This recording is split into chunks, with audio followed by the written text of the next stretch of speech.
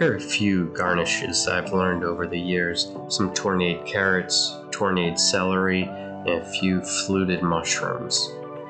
I'll show you how to do them. Now I cut the carrot into thirds. I want them to be about 1.5 to 2 inches long. I start with the paring knife. What I do is I start down low on one end, then I come up in the middle, and then I dive back down on the other end. And I'm trying to make a 7-sided football shape. And this is called a tourne. Now you can do this with a paring knife, or you can do this with a tourne knife. And it just takes a lot of practice. There's going to be a lot of waste. Don't just throw away the carrot scraps. You can use it in a stock, or make some kind of like carrot puree with the scraps. But here's a tourne knife. Once again, you start down low, you come up towards the middle, and then you dive back down when you're getting to the end. And it takes a lot of practice, but okay. And then the final one. Start down low, come up towards the middle, dive back down.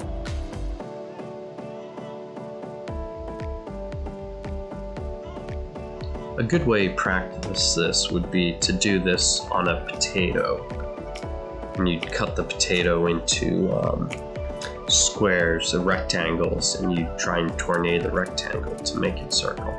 Now the celery is a little difficult to tourne. A lot of people, you'd think, how are you going to tourne celery when you can't tourne one side? Well, the one side that you can't tourne, you just leave it alone and you don't tourne it. So it's not going to be 7-sided. But once again, you start down low with the knife, and then you bring it up in the middle, and then you dive back down. And this is being done with a tourne knife, but you can do it with a paring knife as well.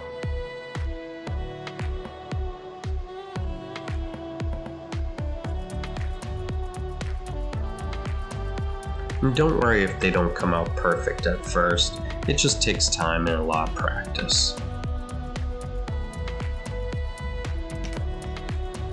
Okay, now the fluted mushrooms. Now these are very difficult. I have not done these for maybe 10, 12 years, so it takes a little bit of time to get used to this. You take the paring knife and you hold it by the blade. You put your thumb on the back side of the knife with 2 fingers on the front side. Now the thing is, some people will hold the paring knife at the very tip. I don't like doing that. Right now I'm doing it with my hand on the middle of the blade. I don't feel as comfortable doing it there. So see, that's with my hand right in the middle of the blade. Yeah, see, that one didn't come out that good, so we'll set that one aside. I'll fix it later though. So once again, this is with my hand in the middle of the blade, thumb on the back side, and my thumb rests up against the mushroom. And I bring the blade to the center of the mushroom, and I just kind of twist it downward. Just a nice stroke downward motion. And you're just slightly peeling off some of the top of the mushroom. I find I prefer to hold the blade towards the handle, as low on the paring knife as I can. So once again, right now I'm still holding the blade in the middle. I'm going to switch. I'm going to start holding the blade at the bottom, and you'll see how much better they come out. And over time you'll figure out which you prefer, either to hold it at the tip or at the base. So right here I'm holding it at the base of the blade by the handle, and it's just so much easier for me to start in the middle and just kind of like twist, and it just cuts a lot smoother for me. And you want to do this with a very sharp paring knife. So I won't do this with the tourne knife, it won't work. But yeah, once again, I'm holding at the base of the paring knife, and there we go.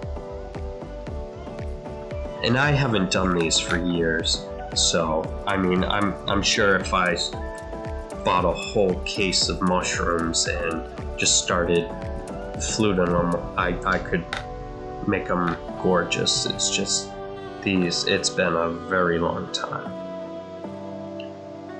Let's see how this one comes out. So that one came out pretty good. And I'll fix the one I messed up, and you would just continue it, and then once you get to the part that you messed up, you just continue to flute the mushroom and it'll fix it, and once they're cooked they'll look great. But well, I hope you enjoyed this video, and if you did and you learned something new, please subscribe to my channel. It'll keep you up to date on all my future videos. Leave a comment on what you liked or what you didn't like, or maybe how you would have fluted the mushrooms. Thanks again for watching.